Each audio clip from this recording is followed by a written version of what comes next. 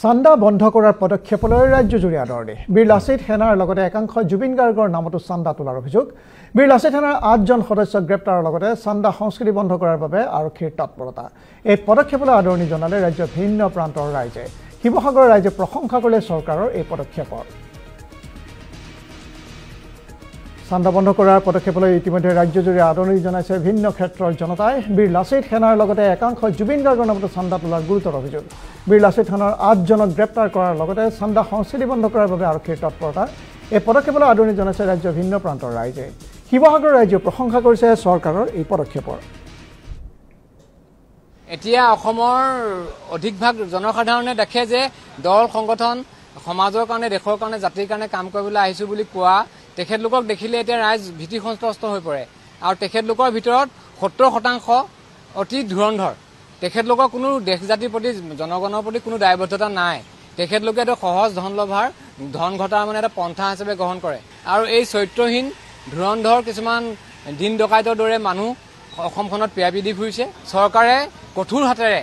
আইনগত ব্যৱস্থা গ্ৰহণ কৰিব লাগে যাতে মানুহে আগতে ভাল কাম এটা কৰিবলৈ মানুহে এতিয়া ৰাইজৰ পৰা মানে স্বাস্থ্যৰ কাৰণে শিক্ষাৰ কাৰণে সংস্কৃতিৰ কাৰণে ৰাইজৰ পৰা অনুদান বিচাৰিব নোৱাৰা অৱস্থা হৈছে আজি ল'ৰা ছোৱালীক পঢ়াবৰ কাৰণে ভাল এটা আমি দাতব্য শৈক্ষিক কেন্দ্ৰ এটা খুলিবলৈ হ'লে আমি চিন্তা কৰিব লাগিব কাৰণ দিন ডকাইতবিলাকে তেওঁলোকৰ নিজৰ বিলাসী জীৱন যাপন কৰিবৰ কাৰণে ব্যৱসায়ীসকলৰ পৰা ধন লুটি লৈ গৈ আছে আৰু একোজন ক্ষুদ্ৰ ব্যৱসায়ী অৱস্থা অতি বেয়া হৈ গৈছে গোলাঘাটৰ ৰাইজেও চৰকাৰৰ পদক্ষেপলৈ জনালে আদৰণি আমি দেখা পাওঁ এটা সংগঠনৰ নামত এটা যিটো লুটন আচলতে সংগঠন এটা কৰিবলৈ ওলাই আহি পেলাই যেতিয়া নিজৰ বৃত্তি বুলি ভাবে সেইটো বহুত বেয়া কথা হৈছে যদি চান্দা তুলি বা কাৰোবাৰ পৰা এটা ইনকামৰ পথ যদি চান্দা হিচাপে মানে সংগঠনটো যদি কৰিবলৈ লয় তেতিয়া কিন্তু অকণ অসুবিধা হয় যিহেতু দেখা পাওঁ আমি বহুত ব্যৱসায়ী বা আমিও সৰু সুৰা এটা ব্যৱসায় কৰি আছোঁ তাৰ মাজতো যদি সংগঠন এটা আহি কয় যে আমাক টকা 10,000 লাগে এনেকুৱা এটা অনুষ্ঠান পাতিছোঁ গতিকে আমিও কেতিয়াবা এনেকুৱা বিপদত তাত পৰিবলগীয়া হয় আমি ধন্যবাদ জনাইছোঁ মুখ্যমন্ত্ৰী ডাঙৰীয়াক তেখেতে খুব সুন্দৰ পদক্ষেপ গ্ৰহণ কৰিছে যাতে এই যিটো সংগঠনটো যাতে চান্দা সংস্কৃতিলৈ নহওক যিটো বলপূৰ্বকভাৱে যিটো চান্দা ধৰে সেইটো আচলতে বহুত অকণ অসুবিধাত পৰা হয় মাননীয় মুখ্যমন্ত্ৰীগৰাকীয়ে মাজে মাজে কিছুমান ঐতিহাসিক সিদ্ধান্ত বা গুৰুত্বপূৰ্ণ পদক্ষেপ গ্ৰহণ কৰে তাৰ সমান্তৰালভাৱে যি চান্দা সংস্কৃতিৰ ওপৰত মুখ্যমন্ত্ৰী কঠোৰ হৈছে এইটো আমি সমৰ্থন জনাইছোঁ কাৰণ একাংশই দেখা গৈছে যে নিজৰ কৰ্ম সংস্কৃতি এৰি মাত্ৰ চান্দা সংস্কৃতি জীয়াই ৰাখিছে অকল মাত্ৰ চান্দা কেৱল মাত্ৰ চান্দা অসমৰ তেওঁলোকে কিবা উন্নতি কৰিব বুলি আমি নেভাবোঁ বা মনে নধৰে কাৰণ দেখা পাওঁ প্ৰত্যেক মুহূৰ্ততে খালি চান্দা গতিকে সামান্য কিবা এটা ইছ্যু এটা লৈ পেলাই তেওঁলোকে লম্ফজম্প কৰি থাকে আৰু তাৰ সমান্তৰালতে মুখ্য উদ্দেশ্য হ'ল কি চান্দা গতিকে এই মুখ্যমন্ত্ৰীগৰাকীয়ে যি কঠোৰ হৈছে বা আগৰ পৰা কৈ আছে যে চান্দা সংস্কৃতি বন্ধ কৰি কৰ্ম সংস্কৃতি আমাক গঢ়ি তুলিব লাগে গতিকে অসমখন একাংশ একেবাৰে কোঙা কৰিছে তাতো দেখা গৈছে যে কিছুমান লাচিত সেনা এই বীৰ লাচিত সেনাত বিশেষ জাতিও কিছু ব্যক্তি গোট খাই পেলাই এইখিনি মানে পৰিকল্পিতভাৱে তেওঁলোকে চান্দা সংগ্ৰহ কৰাত উঠি পৰি লাগিছে গতিকে আমি এইকেইদিন দেখি আছোঁ খুব সুন্দৰ পদক্ষেপ গ্ৰহণ কৰিছে চান্দা সংস্কৃতি সঁচাকৈয়ে বন্ধ হ'ব লাগে বিশেষকৈ এই বগা চাৰ্ট আৰু ক'লা পেণ্ট পিন্ধা বীৰ লাচিত সেনা নামৰ তেখেতসকলে ইন'ভা গাড়ী লয় এতিয়া কালি পৰহি আমি শুনিবলৈ পাইছোঁ তেখেতসকলে বহুত মানে বেয়া ব্যৱহাৰ কৰিছে মাইকী মানুহসকলকো সেইখিনিতো বাদেই কিন্তু কথা হ'ল কি তেখেতসকলে চান্দাটো ইমানেই বেছিকৈ ডিমাণ্ড কৰে এতিয়া অলপ দিনৰ আগত কোৱা শুনিছোঁ গোলাঘাটত তেখেতসকলে মাৰোৱাৰী বিহাৰী দোকানত গৈ কমচে কম 40,000-50,000লৈকে ডিমাণ্ড কৰিছে গতিকে তেনেকৈ হ'লে মানে আওপকীয়াকৈ আমিও সেই চান্দা দিবলৈ লগা নিচিনাই হয় চান্দা সম্পূৰ্ণৰূপে বন্ধ কৰাৰ আহ্বান জনাই আৰক্ষীৰ তৎপৰতাৰ শলাগ ল'লে কাজিৰঙাবাসীয়েও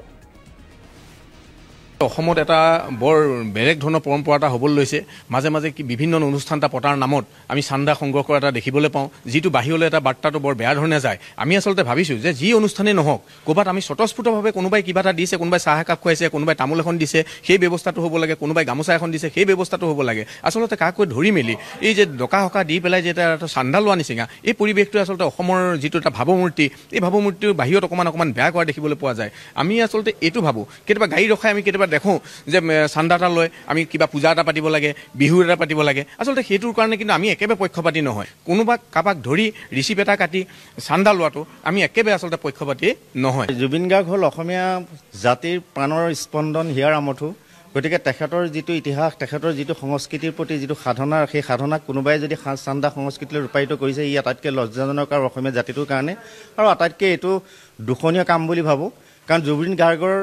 যি সংস্কৃতিবান যি ব্যক্তি, যাক আমি সংগীতৰ ভগৱান বুলি কওঁ, সেই ভগৱানৰ নামত যদি কোনোবাই চান্দা সংস্কৃতি সংগ্ৰহ কৰি নিজে মদ মাংস খাই জুবিনৰ নামত যদি কলংকিত কৰিব খুজিছে, সেই তাতকৈ আৰু অসমীয়া জাতিৰ বাবে আৰু দুখ আৰু কলংক কথা একো হ'ব নোৱাৰে বুলি ভাবোঁ। জুবিন গাৰ্গৰ মৃত্যুৰ পিছৰ পৰা একাংশই ৰাজনৈতিক মুনাফা আদায় কৰিবলৈ বিচাৰি ফুৰিছে আৰু আন একাংশই জুবিন গাৰ্গৰ অন্ধ সমৰ্থক হিচাপে জুবিন গাৰ্গৰ যিটো বৈশিষ্ট্য, যিটো আদৰ্শ, সেই আদৰ্শক কালিমা খান্দিছে। আৰু শেহতীয়াকৈ অসমৰ বিভিন্ন চুকে কোণে জুবিন গাৰ্গৰ এই চান্দা সংস্কৃতি সংগ্ৰহ কৰি যি অপসংস্কৃতিলৈ জুবিন গাৰ্গক ডুবাই দিব বিচাৰিছে, সেইটো আমাৰ কাৰণে আটাইতকৈ লজ্জাজনক যে একাংশ দল সংগঠনো জুবিনৰ এই আদৰ্শৰ প্ৰতি লক্ষ্য নকৰি তেওঁলোকৰ নিজৰ লক্ষ্য আৰু উদ্দেশ্যত উপনীত হ'বৰ কাৰণে জুবিনৰ সকলো আদৰ্শক ভৰিৰে মোহাৰি যি সংস্কৃতি গঢ়ি তুলিছে, তাত আমি গৰিহণা দিছোঁ। যিহেতু চন্দা সংস্কৃতিটো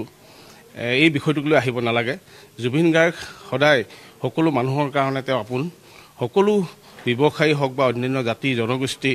সকলো ধৰ্মীয় কাৰণে তেওঁ আপোন। গতিকে চন্দা সংগ্ৰহ কৰি যদি তেখেতৰ সংস্কৃতিটো বিকৃত ৰূপলৈ লৈ যোৱা যায়, এইটো সঁচাকৈ গৰিহণাযোগ্য হৈছে, আমি ভাল পোৱা নাই। বিভিন্নজন মানে যুৱক যুৱতীয়ে ইতিমধ্যে চান্দা সংগ্ৰহ কৰিবলৈ তেওঁলোকে